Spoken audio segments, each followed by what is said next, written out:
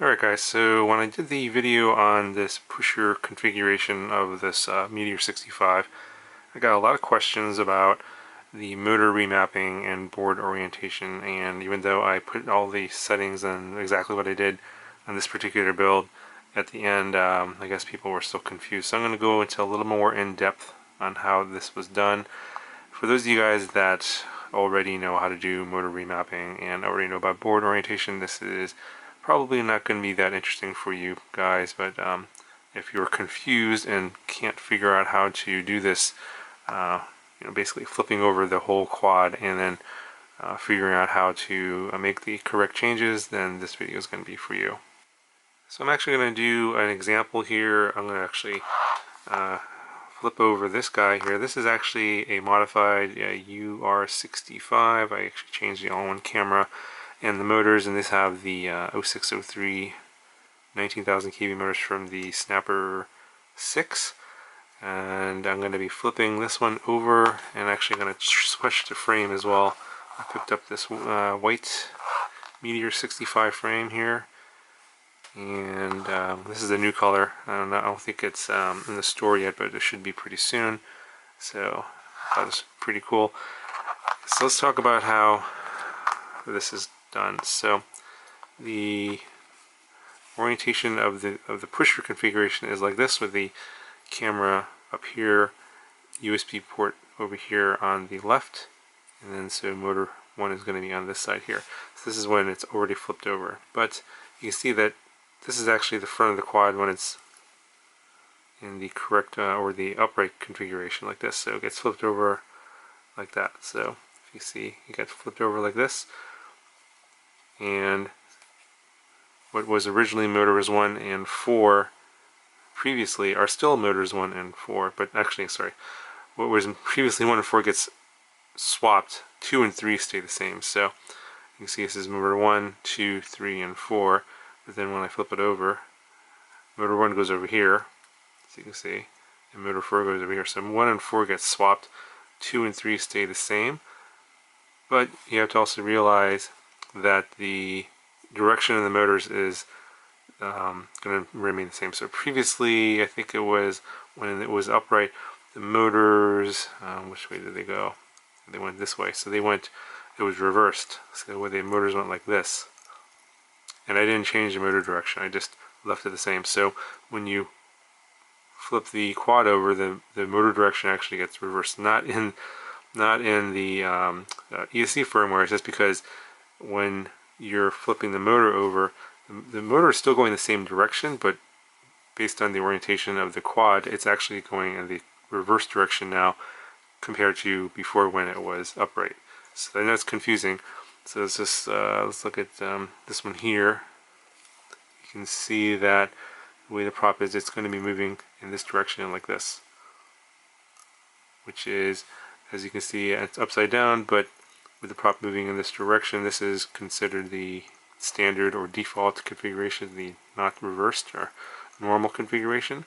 But as you can see, when we flip it back over, it's still spinning the same way here, but now this is reversed when it's upside down. So those are the two main concepts I think people were confused about. Now you can see I did it this way, where I put the USB port on the left like that. But if you put the USB port on the right side, so let's say I'll go back this way, and if I want to put the USB port on the right side, I put the camera on the front here, and obviously the board orientation will be different. And when you do that, you see, so this is 1 here, 4 there, 1 and 4 will stay the same, 2 and 3 will switch positions.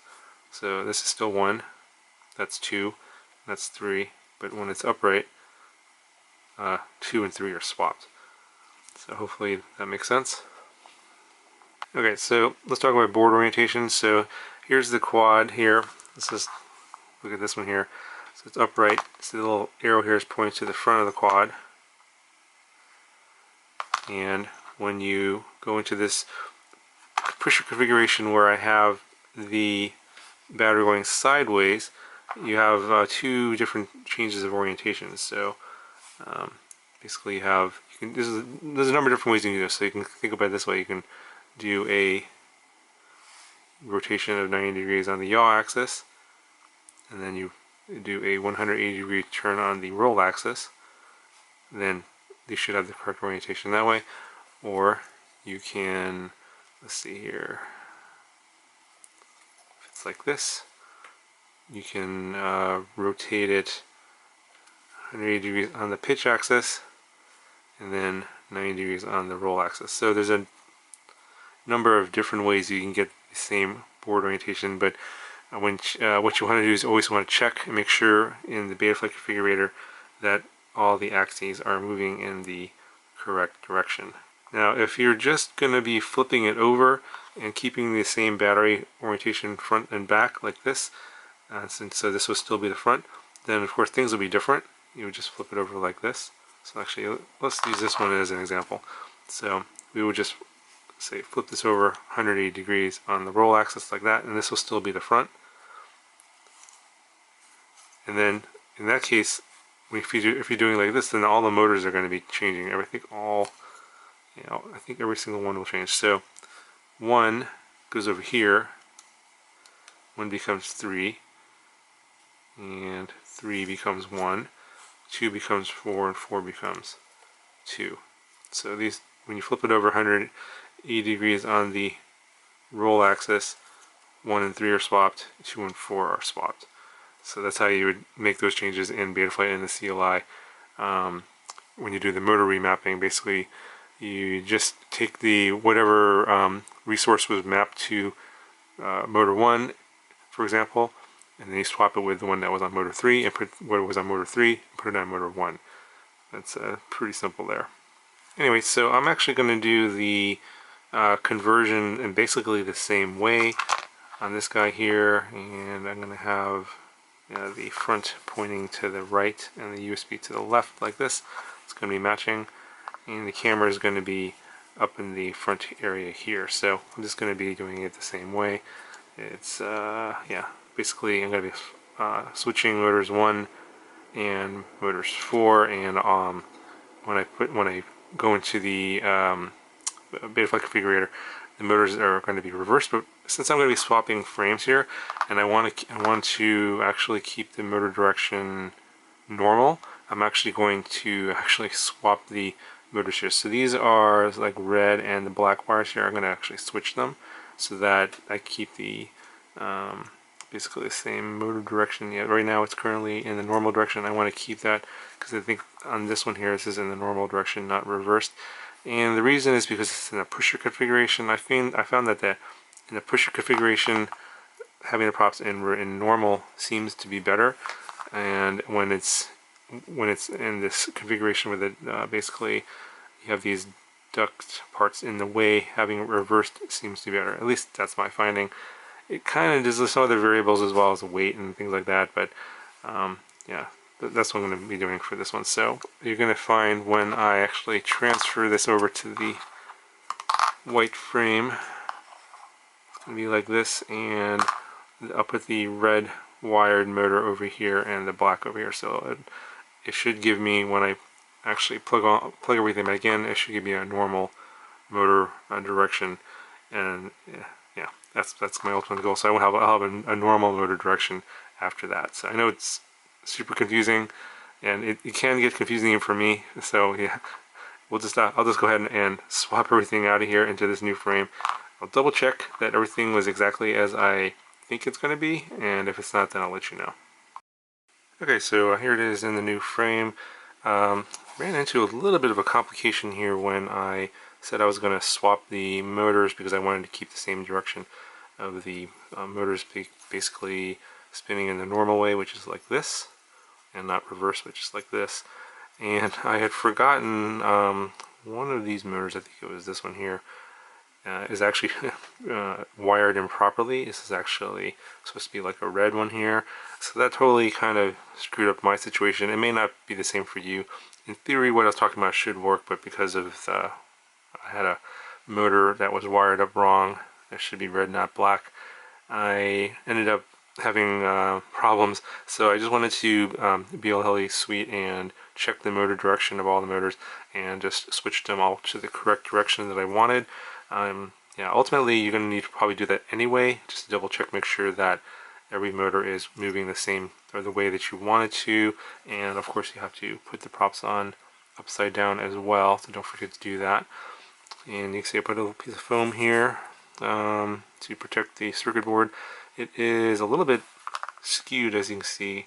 There's a 5-volt regulator right here that kind of sticking out, so I may cut a little hole there just to make this flat, because I want to have it flat when I take off. And then the other complication I ran into was trying to get the camera through this, basically this gap right here between the board and this battery tray. So I had to desolder that and then run the camera on the other side, run the wires through, and then solder the wires back on in the exact same way, so I can get the camera on this side of the board. Not a big deal, it's only like 4 or 5 wires. And then I've mounted the camera with some dental floss, as you can see here. There really isn't that good of a solution. Glue is probably not a good idea, because while it worked for something that's small and light like this little camera here, and that's fine, this camera is an all-in-one camera with a video transmitter. It's going to get hot and the glue will just melt. So what I did here is to maintain a little bit of a camera angle, as you can see, put a small piece of foam right here, and I just ran some dental floss through these braces here and through this, behind this little screw back there, and up around the VTX antenna in the back right there. And it's pretty secure. I mean, about as secure. It should be able to hold up in most crashes, although this is not as low profile, you can see, with the antenna sticking out here compared to the basically where you have the video transmitter separate from the camera, that you can get a much lower profile like this one. So hitting those really tight gaps where they have no vertical space is going to be more difficult in this arrangement here than this one. Alright, so let's see how much this weighs. I'm pretty sure it's going to be less than before. It's about 21.3 grams, I think, a little bit before. And now we're coming at 19.7, so about a gram and a half less. I think that's obviously most of the weight of this canopy here that I removed. And I'm probably going to see a lot of comments in the comment section about this dental floss being quote-unquote unprofessional or whatever, but yeah, I love those comments because they say that they criticize the solution, but they don't offer anything that's better. And if you can come up with a better mounting solution that doesn't weigh more than this dental floss, I'm all ears. I'm willing to hear what that is. But yeah, you know, people just say like, well, you shouldn't do it like that, but they don't offer any solutions that are better. They just claim that it's not the right solution. They don't give you any suggestions on what else to do. So if you can come up with a mount that's weighs less than this dental floss, which weighs almost nothing, please let me know in the comments. Anyway, overall, looking pretty good.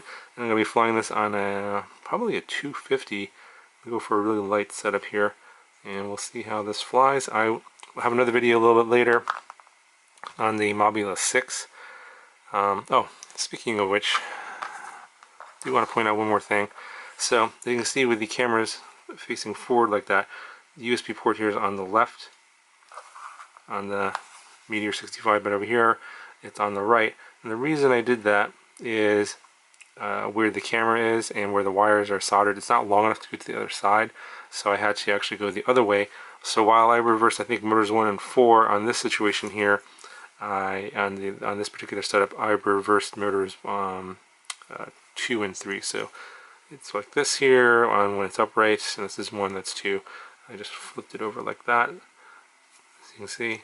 So 3 becomes 2, 2 becomes 3. So you just swap 2 and 3 in the Betaflight CLI, and actually I'll just show you what I did in the CLI right here.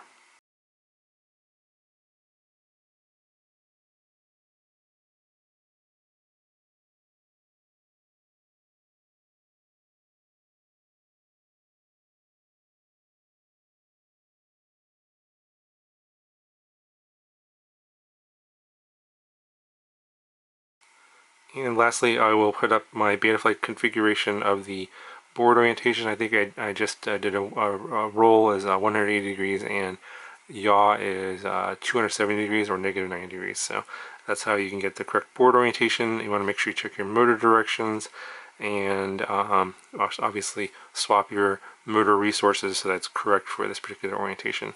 And that's pretty much it. So hopefully that's enough detail. I know I didn't give as much detail in the previous video. If there are further questions, let me know, and I'll try and answer that later. But yeah, this one auto-flied pretty good, so let's see how it flies.